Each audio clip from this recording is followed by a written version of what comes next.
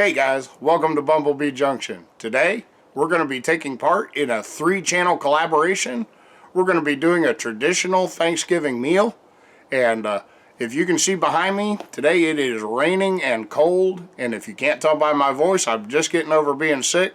So while the other boys are probably cooking outdoors, we're going to be inside today. So hope you'll forgive that, but that's just the way we're going to have to do it if we're going to get this video done. So guys, we're gonna tell you a little bit about the channels that are in this challenge up front here. And first one I want to tell you about is Jared Crocker. Now I'm going to put a link for his channel right up here, but if you would, after the video, come on back. I'm going to put links down in the description and stuff too, put in as many ways as I can for you guys to find them. But we're gonna send you guys over. I want you to check out Jared Crocker's channel and subscribe to him. Tell him Bumblebee Junction sent you. But he's going to be doing one. And Keeping It Dutch, now he's going to be doing a video too, but he's doing it on his new channel, DutchEats. So we'll go ahead. We're going to throw another card up here. That'll be for Dutch's video. And once you guys go over there, check out his cooking video. Guys, the idea is everybody run around, check out all 3 channels. If you like them, go ahead and subscribe and show them a little love, show them some support.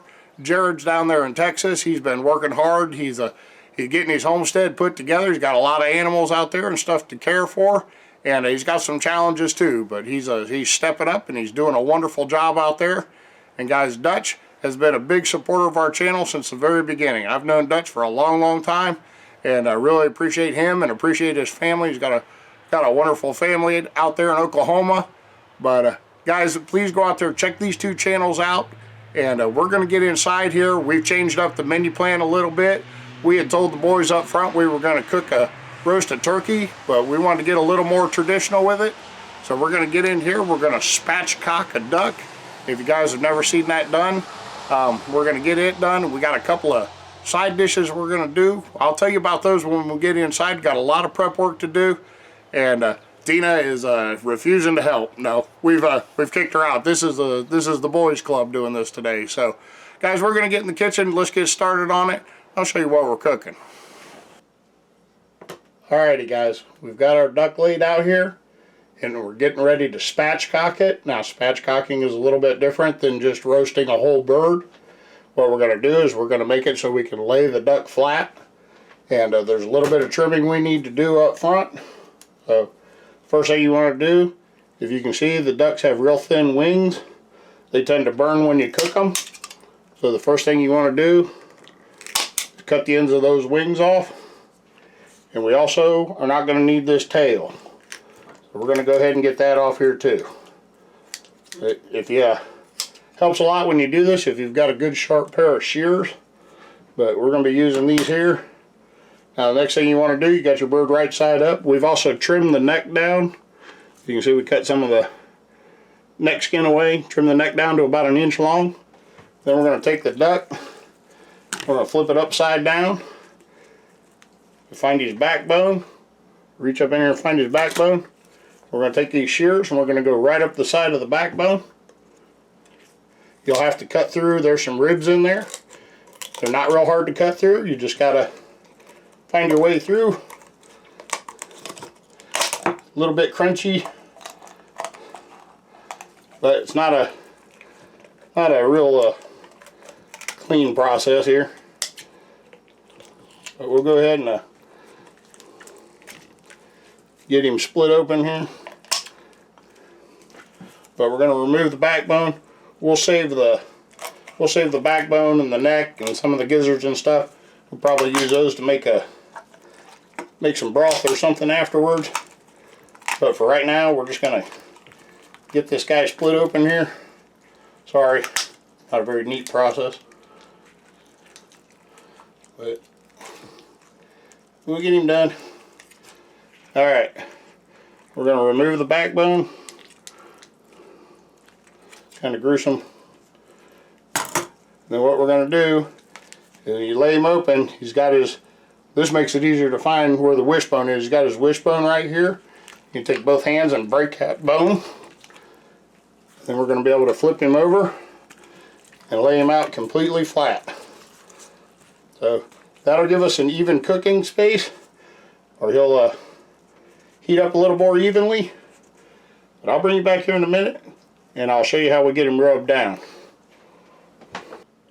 Alright guys, we got this duck. It's spatchcocked and flat. Now the next step is we pat dry it. It's been pat dried, and we're going to hit it with some olive oil. So if you don't pat dry the skin on it, the skin will never really brown up right for you. That water standing on there just has a tendency to boil and steam it, and it just doesn't crisp up right for you. So you get that skin good and dry, then we'll get some oil on it.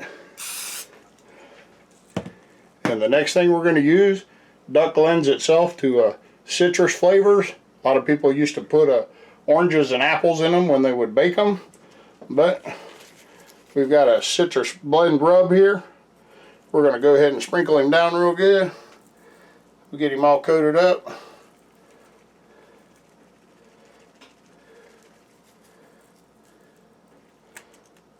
Get his armpits.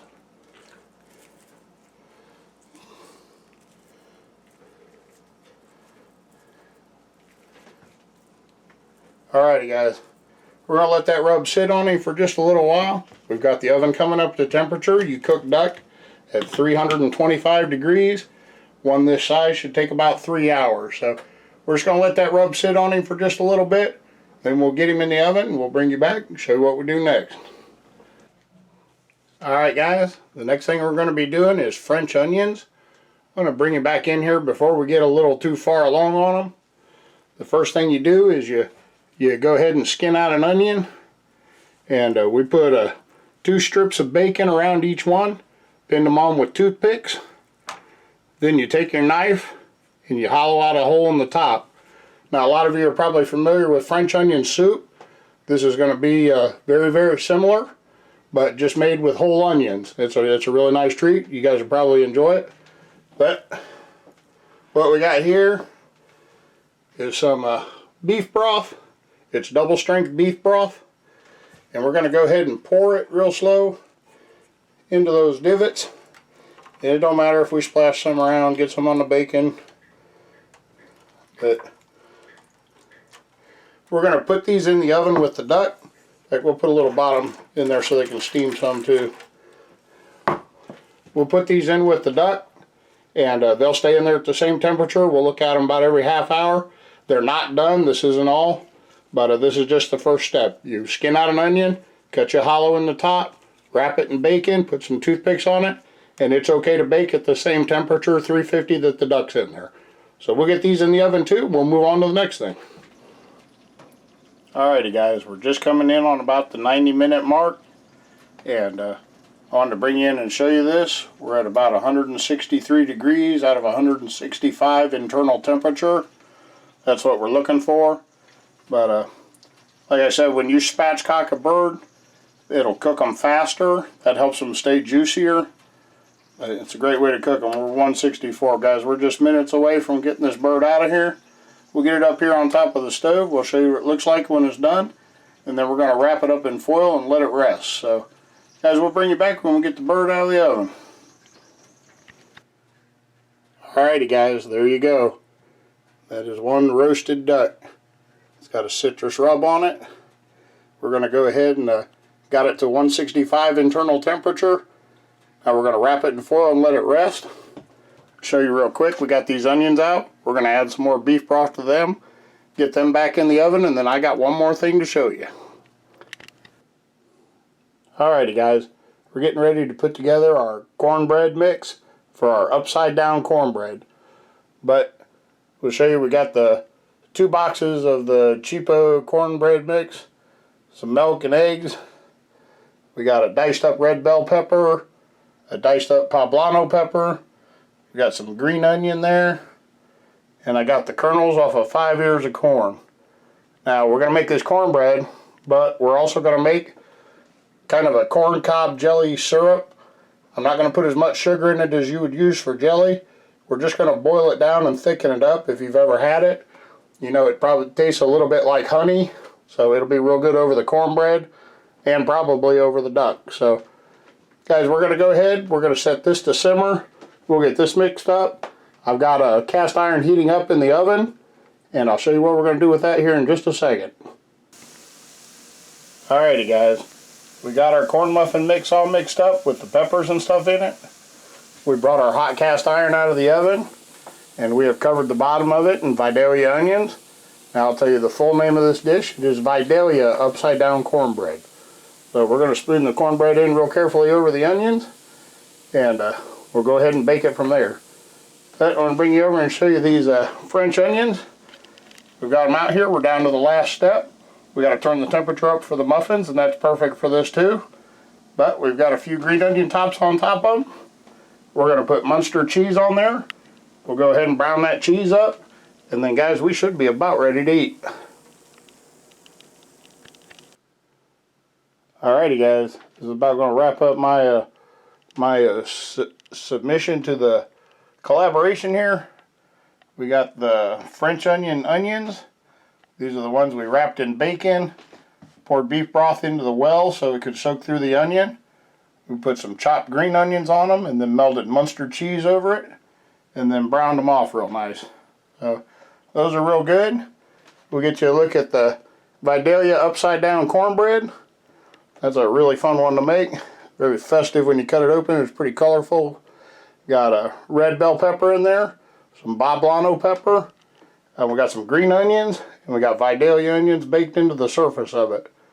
We got our corn cob, we'll just call it syrup, since we're not going to make jam, but it tastes about like honey. It's real good drizzled over the cornbread, and also the duck. Duck came out perfect. You can see there's still moisture standing on it, so the meat is nice and moist. If you don't know, a duck is all dark meat. They're completely different than a chicken. Ducks do different things, like fly hundreds of miles, so they store up a lot more fat, and they're made entirely of dark meat. So we're going to go ahead. We're probably not going to eat just yet. It's awful early in the day for us, but we'll go ahead and get you a good look at all of it, and we'll get outside and tell you a little bit more about this collaboration.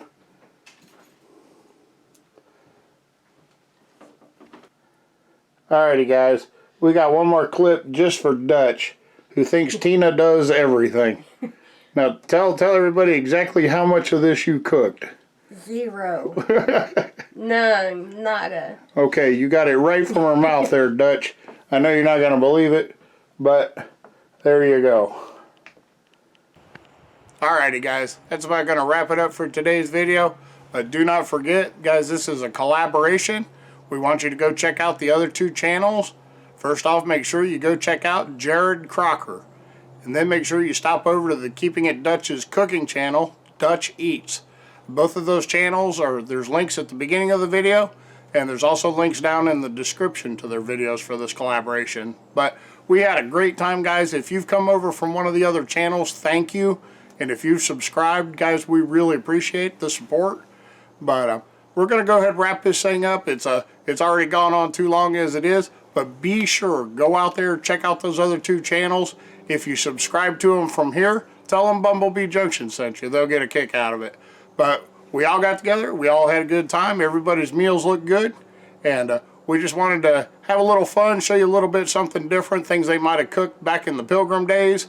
But no duck was on the menu. So, guys, thank you for coming by the channel. Thank you for your support.